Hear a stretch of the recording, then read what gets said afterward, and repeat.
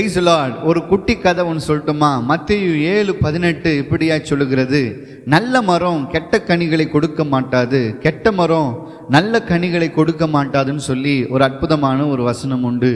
ஒரு நாள் ஒரு வயதான தாத்தா தன்னுடைய பேரப்பிள்ளைகளுக்கு ஒரு கதை சொல்லி கொண்டிருந்தாராம்.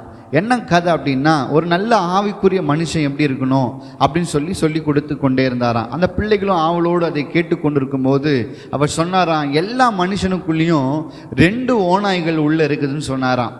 என்ன தாத்தா இப்படி சொல்றீங்களே, என்ன ஓநாய்ன்னு சொல்லும்போது, ஒரு ஓநாய் ஆவிக்குரிய வாழ்க்கையில் அன்பு, சமாதானம், சந்தோஷம் இது மாதிரி ஆவிக்குரிய கனிகளை கொண்டிருக்கும். இன்னொரு ஓநாய் கோபம், சண்டை, பகை, விரோதம் இதை உருவாக்கி கொண்டே இருக்கும். இந்த 2 ஓநாயும் உள்ளுக்குள்ளே எப்போவுமே சண்டை போட்டு கொண்டே இருக்கும் அப்படின்னு சொல்லி வாழ்க்கை குறித்த ஒரு கதையை சொல்லி கொண்டே இருந்தாராம். உடனே அந்த பேர பிள்ளைகளுக்கு ஒரு கேள்வி வந்துச்சான், இந்த 2 ஓநாயில் எந்த ஓநாய் ஜெயிக்கும் தாத்தா அப்படின்னு சொல்லி கேட்கும் போது அந்த தாத்தா சொன்னாராம், எந்த மனிதனுக்குள்ள நல்ல கனிகளை கொடுக்கிற அன்பு, சமாதானம், சந்தோஷம்லாம் இருக்குதோ அந்த ஓநாய் தான் அதை ஜெயிக்கும்.